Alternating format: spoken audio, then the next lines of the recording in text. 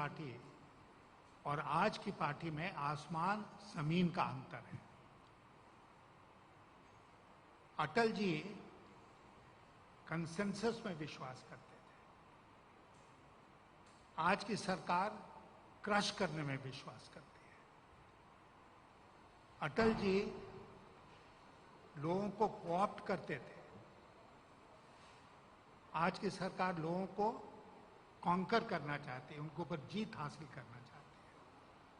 आप अटल जी के समय का देखें, जो नेशनल कोएलिशन उन्होंने बनाया था, तो जम्मू और कश्मीर में नेशनल कॉन्फ्रेंस फारूक अब्दुल्ला, पंजाब में अकाली दल, हरियाणा में चौटालाज, उसके बाद आप आइए महाराष्ट्र में शिवसेना, कर्नाटक में जनता दल एस, तमिलनाडु में कभी अन्ना डीएमके या डीएमके, आंध्र प्रदेश में टीडीपी, उड़ीसा में बीजू जनता दल, बंगाल में ममता जी, असम में असम गण परिषद, बिहार में नीतीश कुमार की पार्टी। उन्होंने एक नेशनल कोएलिशन सच माने में बनाया और ये कभी उनकी इच्छा नहीं रही कि इनको दबा दो, इनको बर्बाद कर दो और वो जो स्पेस खाली होता है उसको स्वयं के लिए ले लो। आज की जो भारतीय जनता पार्टी है, उसके साथ कौन है खड़ा? अकाली दल छोड़ चुका, शिवसेना छोड़ चुकी, बाकी जितने नाम हमने लिए कोई भी आज साथ नहीं है, हाँ अकाली छोड़ गए, जो सबसे पुराने सहयोगी थे, बीजेडी चली गई।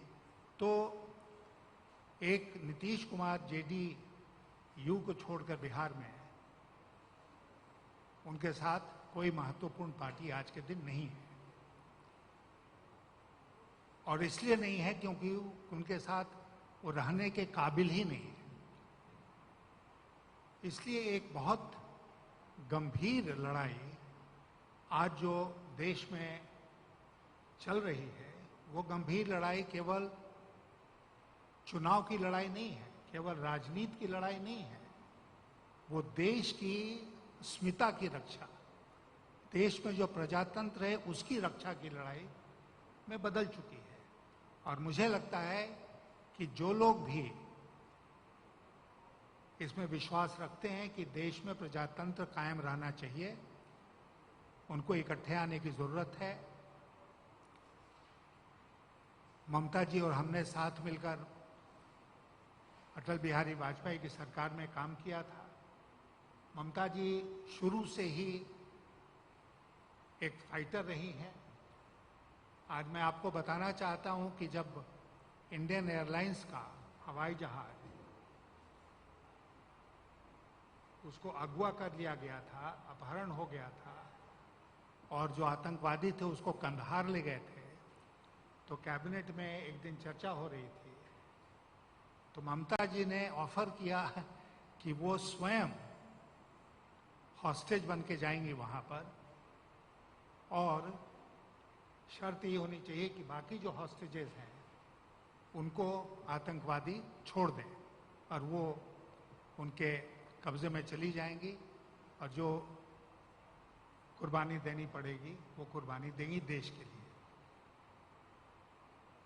तो आज ऐसी सारी ताकतों को इकट्ठे आने की जरूरत है। बंगाल में चुनाव होने जा रहे हैं, इसमें कोई शक नहीं है कि तृणमूल कांग्रेस बहुत थंपिंग मेजॉरिटी के साथ सत्ता में वापस आएगी। लेकिन मुझे लगता है कि हम सबका कर्तव्य बनता है कि उस थंपिंग मेजॉरिटी को और थंपिंग बनाएं और बंगाल से एक संदेश जाए पूरे देश में कि देश अब इसको बर्दाश्त नहीं करेगा। जो कुछ मोदी और शाह दिल्ली से चला रहे हैं उसको देश अब बर्दाश्त नहीं करेगा और उसका पहला टेस्ट यहाँ